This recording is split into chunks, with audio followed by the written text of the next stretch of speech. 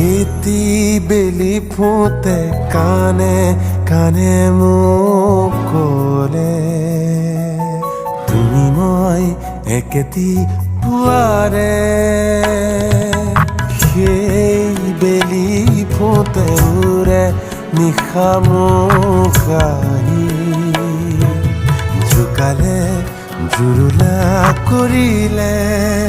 ছায়া হৈ অহা এবাৰ কাষৰলে দি থকত নেলাগে আহিবলে সপোনত অহা এবাৰ কাষৰলে তোমাৰ কথা ভাবিলেই জানা জোনাক উপচি পৰে বুকুৰ